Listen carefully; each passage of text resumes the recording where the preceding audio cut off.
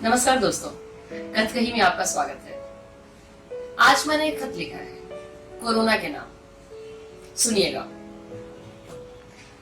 प्रिय कोरोना, वैसे मैं तुम्हें प्रिय क्यों लिख रही हूँ यही सोच रहे होगे ना। वो क्या है ना कि आदत से मजबूर।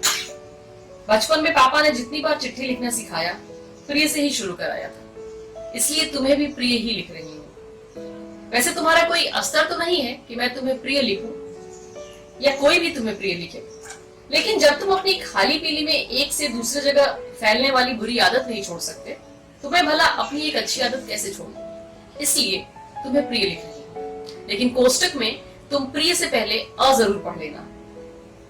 खैर, चिट्ठी की दूसरी लाइन में आशा है कि तुम ठीक होगे ये पूछना बेवजह लग रहा है। साथ ही ये बताते हुए भी डर लग रहा है कि इधर भी सब कुछ ठीक है और सामान्य है।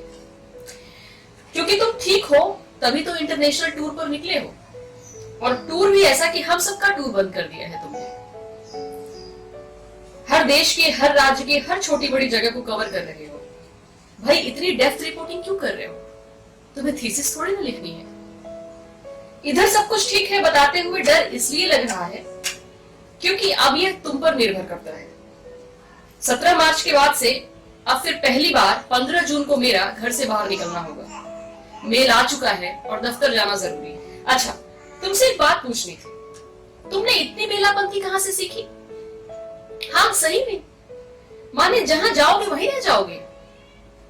अरे हमारा देश अतिथि देवो भव में यकीन करता है, यही कह रहे हो ना मन ही मन।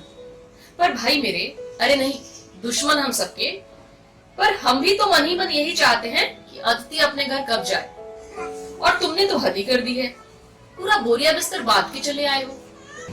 तुम्हें पता होना चाहिए कोरोना कि हम वो लोग हैं जो कई बार कपड़े में ही हाथ झाड़ पोंछ कर खाना खा लेते हैं और पास में जो बैठा है उसको खिला भी देते हैं। तुमने हमारे इस चिरचिरातन जीवन शैली पर कोरोना ग्रहण लगा दिया है। भाई तुमसे बचने का जो कवच है ना, वही मास्क। हम पर जुल्म है, जुल्म। कहा तो हम दिन भर चक्कर चक्कर करने वाले लोग, हम तो वो लोग हैं जो बस ट्रेन में बैठे अजनबी लोगों से घर खानदान पूछ लेते हैं और रिश्तेदारी निकाल लेते हैं। जो कुछ लोग चर्चा करना चाहते हैं उनसे अमेरिका में ट्रंप सरकार कैसे चला रहे हैं उस पर भी बहस कर लेते हैं। अब तुम्हारे चक्कर में चुप कैसे रहें इसके लिए ऑनलाइन क्लास ले रहे हैं। और एक बार और बताना जरा, हम तो 3 महीने से घर में बैठे रहे और खा खा कर मोटे हो गए, और तुम पूरी दुनिया में फैले हो फिर भी मोटे नहीं हुए।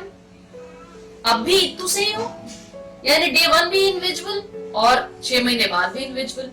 ये कोई बात हुई भला? थोड़ा खाओ पियो, और इंडिया में तो सीजन है आम का। लखनऊ के पास ही है तो मलिहाबाद, जानते तो होगे ही तुम। अब तो हर चप्पे चप्पे तक पहुंच है तुम्हारी, तो वहां अच्छी वैरायटी है आमों की। खाओ पियो और थोड़ा दिखो। और हाँ, ये भी बता दे रहे तुमको, जिस दिन तुम दिख गए ना, कसम से भले ही हम हिंदुस्तानी लोग दिवाली मनाने की तैयारी में जुटे हो, लेकिन तुम्हारा होलिका दहन ऐसे करेंगे कि 7 पुश्त तक याद रखेगी तुम्हारी। खैर कोरोना, तुम्हें चिट्ठी लिखने का मकसद सिर्फ यही है कि अब बहुत हुआ, अपना रायता फैलाना बंद करो यार। तुमने बहुत सी जिंदगियां ले ली, कितनों को बेघर कर दिया, कितनों को रोज भूखे रहना पड़ रहा है। यार थोड़ा तो रह। तुम्हें तो पता ही है ना ग्रासरूट की हकीकत और पॉलिसीज का सच। तो भाई अब लहर सिकोर लो अपना। अंत में अब तुमसे यही कहना है कि तुमने हम लोगों में सिंप्लिसिटी का भाव वापस से पैदा कर दिया है। अब हम अपनी परंपराओं को अपनाने लगे हैं। योग, प्राणायाम, घर का खाना, परिवार को वक्त देना, बेवजह बाजार में इधर उधर नहीं घूमना।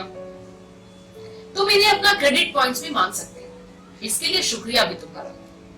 इसी के साथ हे कोरोना, अब हमारा देश छोड़ दो, हमें पहले की तरह रहने दो। हम जब तक अपने दोस्तों से गपिया नहीं लेते यार, दिन काटना बेमानी लगता है। इस दोस्ती की कसम, समझो इसे और चलते बनो। और हाँ, और दोबारा इस तरफ पलट के देखने की भूल भी मत करना। आमीन।